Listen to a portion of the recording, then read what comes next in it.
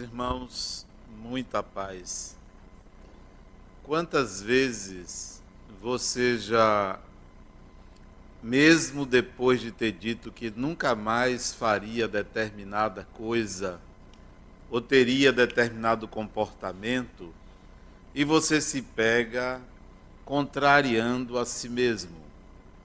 Quantas vezes você afirmou que você nunca mais perderia a paciência e você perdeu?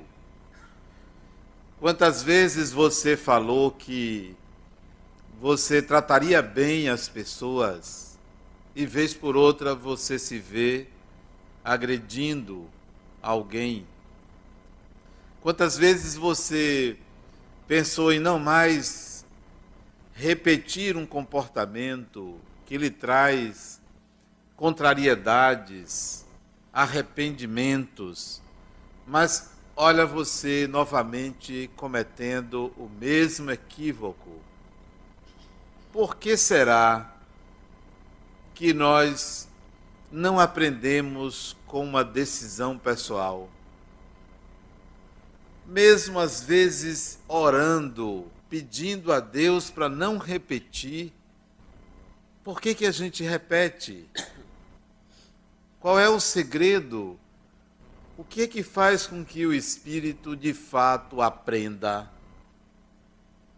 Às vezes você repete um comportamento positivo uma, duas, três vezes, mas lá adiante você é pego fazendo exatamente o contrário do que você já aprendeu que não deve fazer. Qual é o segredo de fato o espírito aprender a modelar seu comportamento e seguir a modelagem que fez? O que é que falta ao ser humano? Qual é o caminho que de fato ele deve seguir para alcançar sucesso neste sentido? Vai ao centro, vai à igreja, reza, faz penitência, pede aos espíritos, faz desobsessão, faz doações, visita doentes, mas num outro momento, olha você derrapando. Por que é assim? Por que a gente não consegue, de fato, ter uma vida reta, ter uma vida conforme os nossos desejos mais íntimos e conforme nos colocam as lições que a gente lê, os livros sagrados? Por que a gente não consegue? Será que não há um equívoco em acreditar que isso seja possível? Será que não há uma exigência demasiada ao espírito? Será? Estou questionando. Ou falta alguma atitude, alguma ideia, alguma filosofia que nos leve, de fato, a alcançar o que desejamos? E aí, por esses questionamentos, eu volto há 2000 anos atrás, tratando da personalidade de Jesus, fazendo uma distinção entre Jesus e Cristo. Nós conhecemos o Cristo, mas não sabemos de Jesus, nem analisamos a sua personalidade. Estamos constantemente olhando para o Cristo, que é o mito, que é o semideus que a cultura religiosa ocidental, diga-se de passagem, construiu. E que nós perseguimos esse Cristo, acreditando que é possível atingir as exigências inerentes à construção que foi feita. E se nós, ao invés de olhar para esse Cristo, olhássemos para Jesus? Qual é a diferença, ou quais são as diferenças entre um e outro? Falar de Cristo não precisa, porque todo mundo sabe quem é o Cristo, seja no Espiritismo, seja no catolicismo, seja no protestantismo, todo mundo sabe o que é o Cristo. Mas vamos falar de Jesus. A primeira característica que a gente nunca deve esquecer é que Jesus não era cristão. Que tal? Jesus não era cristão. Tudo aquilo que a gente aprendeu como sendo cristianismo, ele não era. Ele era judeu. Jesus era um judeu, não era cristão. Já nos assusta entender isso, porque como judeu, ele tinha certas obrigações, ele tinha um modo de pensar, um modo de agir. A pessoa de Jesus difere daquele ser que foi construído pela cultura. Se vocês pensarem que Jesus era judeu e que você é cristão, você vai dizer assim, alguns, eu estou muito na frente dele. É obrigado a dizer isso porque construíram a ideia de que ser cristão é ser melhor do que ser judeu. Construiu essa ideia. Respeitamos os judeus, mas a gente olha assim, eles pararam no tempo. Eu sou cristão, então você vai considerar que você, por ser cristão, é melhor do que Jesus, o judeu. É melhor. Porque ele era judeu, não deixou de ser judeu, porque não existia cristianismo até a morte dele. Então, meus parabéns. Você é melhor do que Jesus. Segundo os seus próprios critérios. Segundo os seus próprios critérios. Em segundo lugar, há que considerar que Jesus tinha limitações pela sua condição humana. Limitações. O Cristo não. O Cristo não tem limitação nenhuma. Jesus tinha limitações pelas suas condições humanas. Se você pensar assim, então você já se iguala a ele. Você também é humano, tem limitações, então você deixa de ser superior para sair da exigência de ser superior para se tornar igual. Você é um ser humano como Jesus era um ser humano. Tinha limitações inerentes ao corpo físico e uma outra impossível de ser vencida, limitações inerentes ao meio que vivia. Limitações. Hoje você pode fazer muito mais sucesso do que Jesus. Muito mais. Jesus não tinha celular. Olha, não tinha celular. Veja que desvantagem enorme ele tinha em relação a você. Não tinha celular. Então, você pode fazer muito mais sucesso se você postar numa rede social, em algum lugar da internet, uma coisa interessante, isso se dissemina, isso não vai esperar 2000 anos para se disseminar. Rápido, segundos. Olha que vantagem você tem em relação a Jesus. Uma vantagem enorme.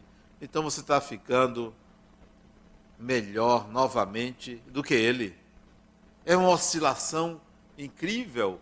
Você é melhor, você é igual, você é melhor, você é igual.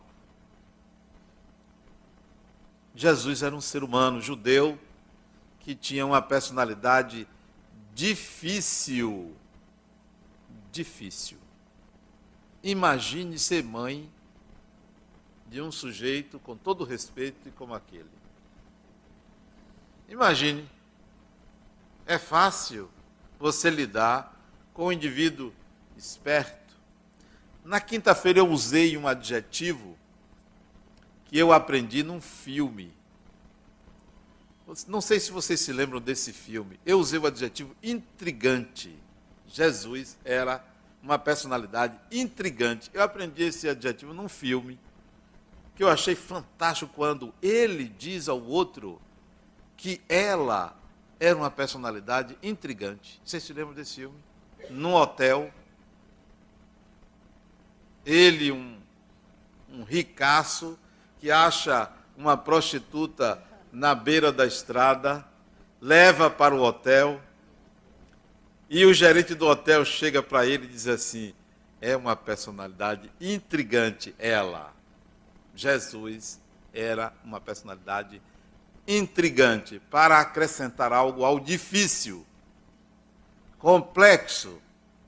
Imagine vocês que todo mundo trabalhava como pastor ou na agricultura e um sujeito resolve ser seguido por 12 homens saindo pregando. 12 homens, nenhuma mulher. Jesus discriminava a mulher. Jesus, o Cristo, não confundam. Não aceitava a mulher no seu grupo. Por quê? Porque era judeu. Se fosse cristão, vocês estão melhores do que ele. Porque ninguém aqui discrimina a mulher. Tem vontade de bater de vez em quando, mas não discrimina. Ele não aceitava. Não aceitava. Vocês são melhores do que Jesus. Ele, você lá e eu cá. Personalidade difícil, intrigante, complexa. Ele tinha atitudes que você, cristão, hoje não tem. De evitar certas pessoas. Vocês evitam. Não quero falar com fulano. Vocês fazem isso? Ele também fazia. Que tal? Jesus era um ser humano como vocês. E vocês ficam se exigindo ser igual ao Cristo, sem entender que vocês se assemelham a Jesus. Iguaizinhos. Saia de casa sem falar com a mãe, quando era criança. Tem alguém aqui que, às vezes, emburrado, sai de casa, nem dá satisfação? Jesus. Sai com vontade de quebrar tudo pela frente? Jesus. Seca uma figueira, coitada, que não fez nada, ele secou. Ser humano. Mas tem uma coisa nele que era melhor do que vocês, do que eu, do que nós, uma coisa só, que deve levar à compreensão do porquê você diz que não mais vai fazer aquilo e faz, do porquê você derrapa. Ele não tinha isso com ele, porque ele não se incomodava se derrapasse. Ele não estava nem aí para a repetição de um equívoco, porque era Jesus, porque era ser humano, em que ele era melhor. Ele descobriu, e que é algo que todo mundo gostaria de descobrir, o sentido e o significado da própria existência. Para que eu existo? Isso vai livrar você das preocupações de resvalar em comportamentos equivocados. Porque o processo de aprendizagem do espírito não se dá simplesmente porque ele decidiu ser uma pessoa boa, não se dá simplesmente porque ele repete comportamentos positivos, não se dá simplesmente assim. Se dá de uma forma subliminar, sutil, de uma forma invisível, pela busca desse significado. Busque esse significado conscientemente, que você vai ver o quanto você vai mudar. Coloque na sua consciência, no campo da consciência, em tudo que você faz, um sentido e um significado para a sua existência. Acontece que nós não fazemos isso. Nós queremos buscar um sentido e um significado para a nossa existência num lugar específico, num livro, no centro, na igreja, na religião, num campo limitado de atuação. Você deve buscar o sentido e significado da sua existência em qualquer lugar, em qualquer momento, fazendo qualquer coisa. Tudo que você fizer deve estar consoante essa busca. Aí você vai ver o quanto você vai mudar, muito mais rapidamente do que se você ficar repetindo este ou aquele comportamento. Eu imagino pessoas que têm um hábito de fazer uma coisa boa. Tem um hábito. Por exemplo, o hábito seria: eu me especializei em fazer sopa para distribuir nas ruas. Digamos, isso é um hábito bom. Você faz a sopa, você diz, poxa, eu ajudo o próximo. Pessoas famintas na rua, eu estou lá na minha cozinha fabricando a sopa, cortando a verdura. Eu nem sei como é que faz, mas deve cortar a verdura. Deve, eu acho que deve ser, mas digamos que seja. Bota no fogo. E quando termina, você diz, poxa, que coisa maravilhosa. Essa sopa vai para o estômago dos famintos. Aí você um dia desencarna, chega no mundo espiritual, botam você para a cozinha. Mas você queria ficar à direita de Deus Pai. Cozinha, porque é o que você sabe fazer, sabe cozinhar. Ou você pensa que fazer uma coisa lhe torna evoluído ou evoluída, só porque você fez aquilo. Você fez aquilo, você se tornou expert naquilo. Seja dobrar lençol, seja preparar sopa, seja curar ferida, o que for. Porque a evolução não é um ato, não é um ato. É a busca de um significado, é algo mais amplo. O processo, então, de aprendizagem é um processo sutil, que não é só por repetição. Você passa anos de escola, primeiro ano, segundo ano, terceiro ano, quarto ano, quinto ano, sexto ano, sétimo, oitavo, nono. Quando chega na faculdade, tudo aquilo que você aprendeu não serve para nada. Nada. Eu sabia as capitais do Brasil. Olha, grande coisa. As capitais. O nome dos presidentes da República. Olha que coisa importante. Sabia que o Brasil foi descoberto, porque devia ter alguma coisa cobrindo. Um evento importantíssimo. Nada, já tinham estado aqui bem antes. Provavelmente quem descobriu o Brasil foram os argentinos, os espanhóis, porque já estavam aqui antes, mas a gente escolhe uma data para depois dizer, realmente não aconteceu nada. No dia da descoberta. Para que nós aprendemos tanta coisa? Eu acho que é para passar o tempo. Passar o tempo, porque não tem o que fazer, vamos aprender alguma coisa.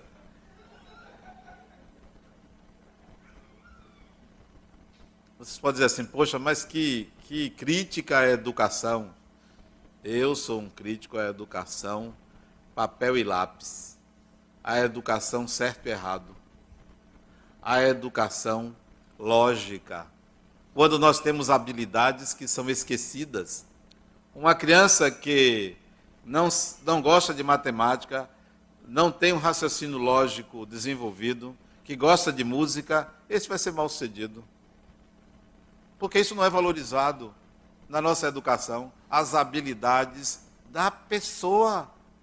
Desprezada porque ele tem que acertar uma prova. Ele tem que tirar 5, 6, 7, 8, 9, 10. As habilidades reais do espírito são desprezadas. Então, é para matar o tempo. Quando chega lá adiante, aí é que ele vai ser quem ele é. A busca de um significado é que é fundamental. Aquele ser humano Jesus, a todo tempo, estava pregando, chamando a atenção para esse significado. Vocês sabem qual é a palavra que Jesus mais usou? Eu pesquisei o Evangelho de Mateus. Esse trabalho é em cima do Evangelho de Mateus. É o Evangelho que tem 1071 versículos. 1071. Divididos em 28 capítulos. 28 capítulos, 1071 versículos. Qual é a palavra mais usada por Jesus? Alguém sabe? Basta ir no editor de textos, botar uma palavra e ele já conta quantas vezes tem aquela palavra. As palavras mais usuais que você acha: perdão, amor, caridade, irmão, Deus, Pai. Todas essas você vai ver a quantidade. Rapidinho você vê a quantidade que ele usou, mas não foi de uma dessas. A palavra que ele mais utilizou chama-se reino. Reino. Interessante. Poucas vezes ele falou em amor. Pouquíssimas vezes. Foi reino. Chamava de reino de Deus, reino dos céus, reino. A palavra que ele mais usou. Por quê? Porque é esse reino que a gente tem que buscar. E esse reino não está em lugar nenhum, está em toda parte. Não está em lugar nenhum, está em toda parte. É em toda parte onde você estiver, porque você é o rei do reino. Você é o herdeiro de Deus. Você, qualquer um, é o dono do reino. É o dono do reino. Então busque esse reino, que é um estado de espírito disponível para o divino. Disponível para o divino. Um estado de espírito. Mas nós ficamos preocupados em: será que eu estou fazendo certo ou eu estou fazendo errado? São polaridades. Nem sempre o certo é o melhor, nem sempre o errado é o melhor. Eu descobri uma forma de decidir entre uma coisa e outra qual é a melhor. Eu gosto muito de doce. Muito de doce. É para complementar a minha doçura. Mas meu açúcar foi lá para cima. Lá para cima, meu açúcar. Eu nem vou dizer o número. Lá para cima, meu açúcar. Aí foi o maior sacrifício da minha vida deixar de comer pudim. Eu nunca sofri tanto na vida. E aí eu precisava resolver isso, né? Qual é o certo? Não comer açúcar. Qual é o errado? Comer açúcar. Mas eu sempre aprendi que a gente não deve se guiar pelo certo e pelo errado. Eu tenho que resolver esse problema. Criar um meio de sair do sofrimento. Porque tem gente que sofre. É um sofrimento para mim não comer açúcar. Aí eu descobri que tem tudo isso. Como é que chama? Diet. Olha que coisa. Deus inventou o diet. Diet não. Tem outra para. Tem diet, light, zero. Olha que coisa maravilhosa. Quando eu descobri que existia isso, eu disse: Deus é bom. Então, eu experimento comer o pudim com o mesmo sabor, sem aumentar o açúcar. Então, isso se diz que não se deve fazer nem o certo nem o errado, mas o adequado. O adequado. O adequado é bom. O adequado não lhe tira a possibilidade de evoluir. Adequado. E eu gosto de fazer o adequado. Tem o certo e tem o errado, eu vou para o adequado. Então faça sempre o adequado, que você não vai sair perdendo. Jesus só fazia o adequado, o que dava na cabeça dele, o adequado. Não obedecia o certo nem o errado. O Cristo não, o Cristo só faz o bem, só faz o certo. Jesus não, Jesus só faz o adequado. O adequado. Não adiantava você dizer o que ele devia fazer, que ele só fazia as coisas pela sua cabeça. Não tem gente que diz assim, fulano, só faz as coisas pela sua cabeça. É igual a Jesus. Esta pessoa que só faz as coisas pela sua cabeça é igual a Jesus. Portanto, você é igual a Jesus, porque todo mundo só faz as coisas pela sua cabeça, por conveniência. Então você é igual a Jesus. Jesus foi aquele que fez as coisas de acordo com a sua natureza. Sua natureza. Pagou um preço alto, pagou um preço justo. O Cristo pagou um preço alto, foi crucificado. Jesus pagou um preço justo, foi crucificado. Justo? Porque contrariou? Porque infringiu? Porque essa era a norma da época. Errou, crucifixo, morte. Pagou um preço justíssimo. Absolutamente justo. Jesus. Que tal? E vocês vão dizer, não, mas como crucificar o bichinho? Vá fazer o que ele fez na época que ele fez. Seria crucificado também. Não tenham pena de Jesus, porque Jesus era um ser humano atrevido. Atrevido. Desmistifique a ideia que vocês têm para que vocês se igualem. Dizer, poxa, então o que ele conseguiu eu posso conseguir? Claro. Ele mesmo dizia, podeis fazer tudo o que eu faço e muito mais. Ser humano, dotado de uma alta sabedoria, coisa que muita gente sente falta. É inteligente, mas não é sábio. É inteligente, mas não é sábio. Outro dia eu estava conversando com uma paciente minha, ela até estava aqui. Está aqui. Ela disse assim, Adenal, eu não sei, eu tenho tanta inteligência. Aí eu fui logo completando. Para nada. Para nada. Porque faz tanta burrice na vida, criatura. Falta sabedoria. Falta sabedoria. Usa inteligência para quê? Falta sabedoria. E a sabedoria para mim se revela a partir de certa idade como serenidade.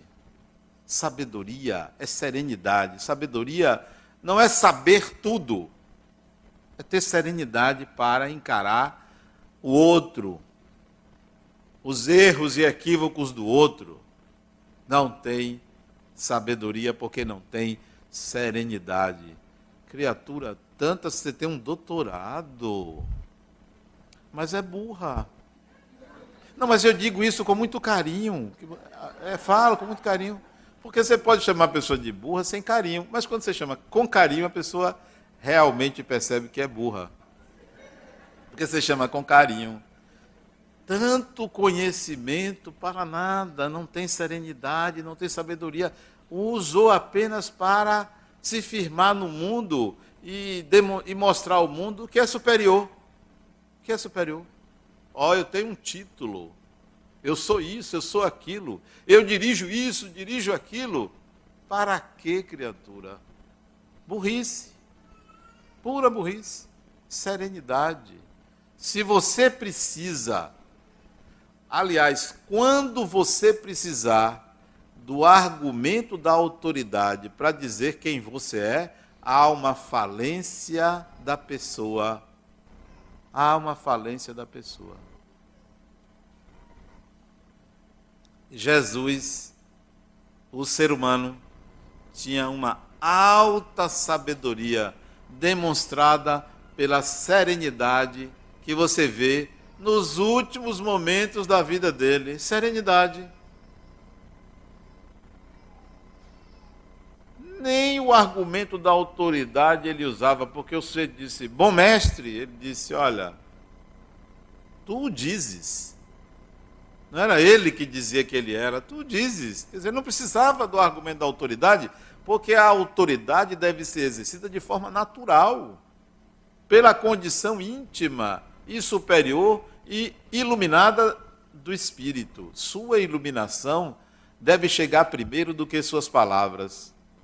Sua iluminação. A sua iluminação é a sua natureza íntima, é o ser que você é.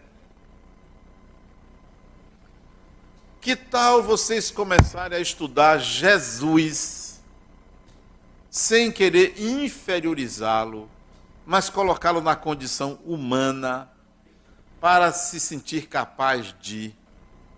Então, há muitos anos atrás, abriguei a ideia de falar desse Jesus ser humano, de escrever sobre esse Jesus ser humano. Escolhi o Evangelho de Mateus por ser o maior, por ter convivido com Jesus, personalidade intrigante, para não dizer outras coisas, intrigante. E comecei a selecionar dos 1071, 643 versículos que Mateus atribuiu como fala de Jesus. Vamos ver o que é que esse sujeito dizia. O que é que ele dizia? Destituindo-me do conhecimento das interpretações clássicas, comuns, normais, valiosas, mas não me interessava ler e explicar repetidamente o que é conhecido, porque o repetido nem sempre é o aprendido. Eu resolvi buscar, na intimidade da minha alma, o que eu entendia que aquele ser humano quis dizer. Eu resolvi fazer isso. Um trabalho hercúleo. Não cheguei a me arrepender. Mas eu digo a vocês, é um trabalho enorme escrever o que eu estou escrevendo. Não porque eu queira valorizar o que eu estou fazendo. Porque o valor que eu tenho é o mesmo valor que você tem quando você faz algo que você gosta. Esse é o valor que você tem quando você se realiza no que faz. Mas é um trabalho muito grande. E que eu achei que viria a me prejudicar. No começo eu achei que viria a me prejudicar. Porque imagine você escrever uma coisa ligada à religião. O meu receio era, Adenauer, você corre o risco de se tornar uma pessoa piegas, religiosa demais. Daqui a pouco você está falando por parábolas. De tanto ler, de tanto escrever, daqui a pouco você está pregando, andando com a bata. Meu receio era eu me transformar numa pessoa carola. Sério, que para mim uma pessoa carola perdeu o endereço de Deus. Perdeu. Uma pessoa que só fala em religião, só anda doutrinando os outros, querendo que os outros venham aderir às suas ideias religiosas, perdeu o endereço de Deus. Virou fundamentalista. Eu tinha esse receio. Mas eu fui notando que eu comecei a me mostrar mais humano. Opa, isso é bom, mais humano, né? Em vez de chamar a pessoa de burra, chamava a pessoa de burra carinhosamente. Então, humano, né? Mais humano.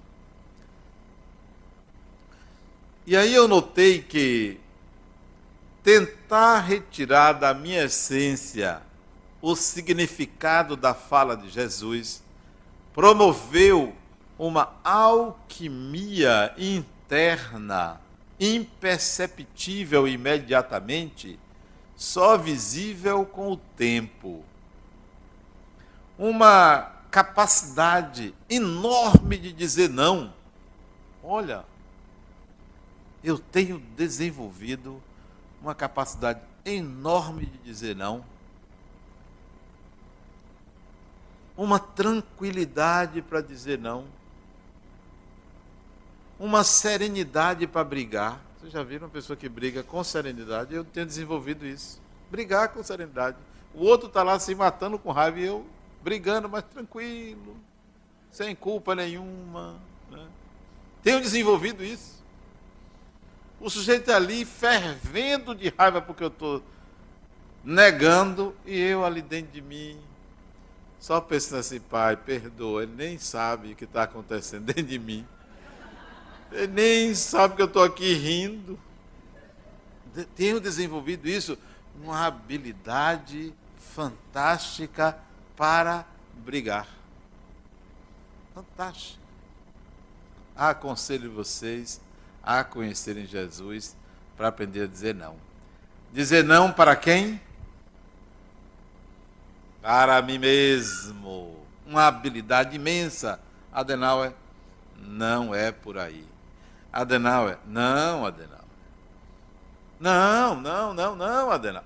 Uma habilidade fantástica para dizer não a mim mesmo, porque muito tempo dizendo sim ao que não era pertinente, ao que não era adequado.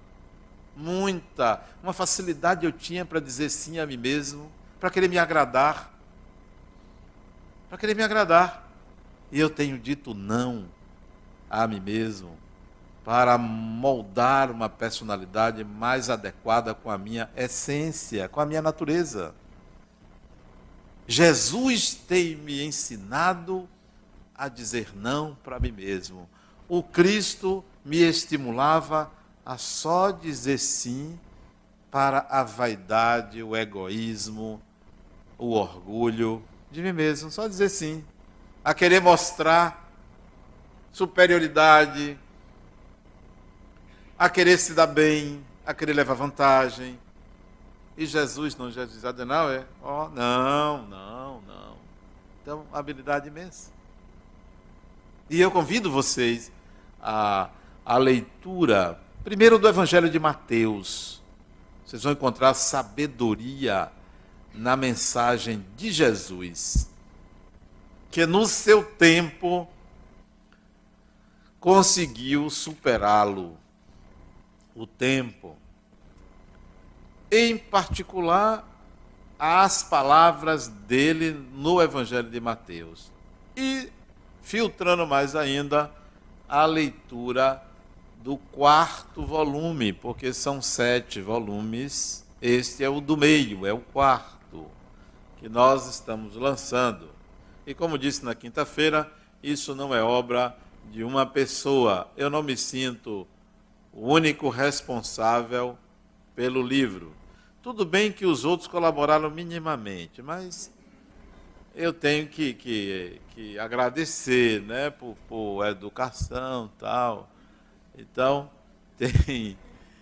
tem que dizer que os outros colaboraram, né? Então, Ana Carmen, a editora, né, demorou, mas conseguiu fazer o livro sair, né? Demora que é um negócio. Então, Ana Carmen, a editora. Meu filho, que não está aqui, que é responsável pelas capas do livro, também demora, que é um horror, né? Mas sai, né? Tem um ritmo diferente do pai. A capa é dele. Tem a revisora, que não está aqui, Angélica. Essa é melhor do que o conjunto dos outros, entendeu? Mas ela faz, Angélica. E é uma senhora de 82 anos, a revisora. É melhor do que os outros 3 reunidos. E o diagramador que prepara o livro, embora não faz muita coisa, porque ele já recebe a coisa pronta. Ele não está aqui. Bom, e tem o autor. O autor, que sou eu, que cabe uma parte maior, mas tem uma particularidade no autor. Eu estava aqui antes. Eu estou terminando o 6º volume, né, de escrever. O ano que vem vou me dedicar ao 7º. Eu estava aqui antes escrevendo, terminando um capítulo.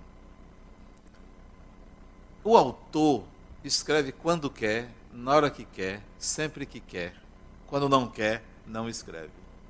Não tem espírito que queira dizer, me inspirar para escrever, que eu não faço. Eu faço na hora que eu quero. Seguindo Jesus, que só fazia o que queria. O autor, olha que esperteza do autor. Eu tenho algumas premissas para escrever esse livro. Algumas premissas. Primeiro, eu não posso consultar livro nenhum para escrevê-lo. Nada. Não consulto nenhum livro para escrever este livro, esses 7 volumes. Nenhum livro. É o que está na intimidade da minha alma que sai. Então, já tem uma limitação. Segundo, eu me valho da inspiração de espíritos que me inspiram, em particular um determinado amigo espiritual que me ajuda na compreensão de certas ideias que eu mesmo tenho. Ele me ajuda. Às vezes ele escreve o capítulo, mas eu não boto o nome dele, nem que ele se ajoelhe. Porque tem espírito que gosta de aparecer. Quer o nome dele? Comigo não, meu amigo. Você quer ajudar, fique no anonimato. Então, essa foi a condição. Toda produção que vem dos espíritos terá o meu nome. Não por vaidade, mas para não me esconder por detrás dos espíritos.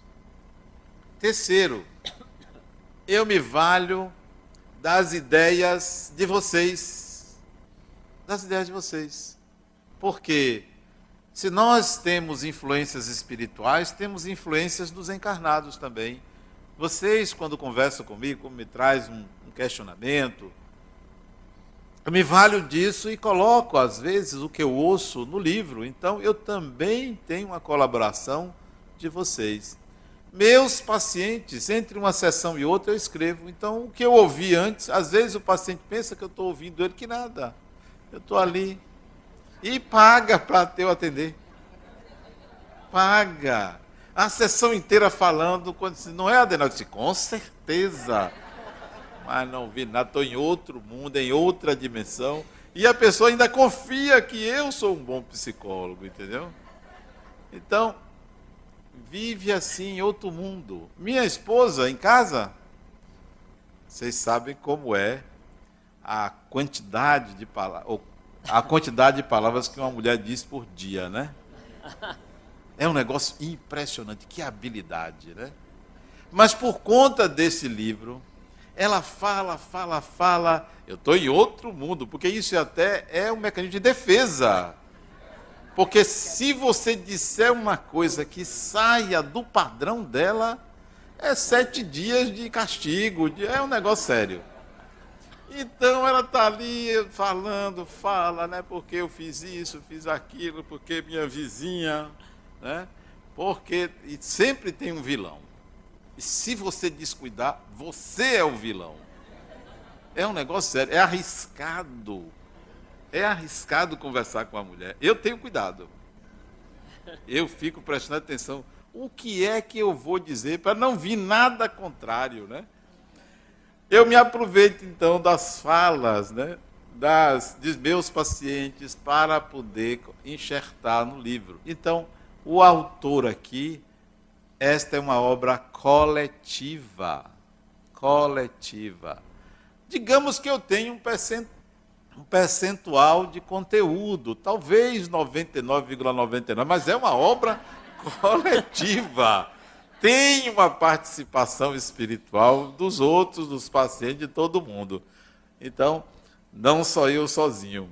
O que eu me sinto mais gratificado quando eu escrevo é saber que em algum momento a escrita vai reverberar dentro de mim mesmo e proporcionar uma sutil mudança no meu ser. Isso que me gratifica. Não é naquele momento que eu escrevo, é saber que depois, em algum momento, aquilo vai ter um efeito rebote e vai promover mudanças na minha personalidade. E o que eu tenho sentido até hoje é que essas mudanças têm acontecido. Só um momentinho, pode ficar em pé, mais um pouquinho. Eu estou terminando. É muito bom escrever sobre Jesus, muito bom. Em algum momento vocês vão pegar o livro e ler o que Mateus disse, E quando for ler o que eu escrevi, vai dizer assim, isto não tem nada a ver com aquilo. Sério? E é muito comum. Tem nada a ver. Eu só estava viajando. É uma viagem para o mundo interior. O que eu escrevi é o que se passa na minha alma quando eu leio o que Mateus disse, que Jesus disse. Porque eu pergunto assim, olha o que está escrito aqui em Mateus 17:11. De fato, Elias virá e restaurará todas as coisas.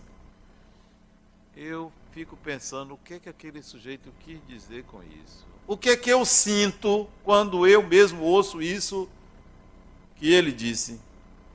Dou um tempo, não vem, eu deixo de lado. No dia seguinte, pego de novo, o que é que eu sinto quando eu leio? Um dia, 2 dias, às vezes passa um mês. Até que vem uma ideia, eu estou sentindo isto. Aí eu escrevo. Então, o que vocês vão ler é o que eu sinto, não é a explicação do que está aqui. Porque a explicação do que está aqui, vocês têm vários livros que interpretam o Evangelho. Vários. É meu sentimento, é a minha alma que eu coloco no que eu escrevo. Tive a surpresa de saber que outras pessoas estão fazendo o mesmo.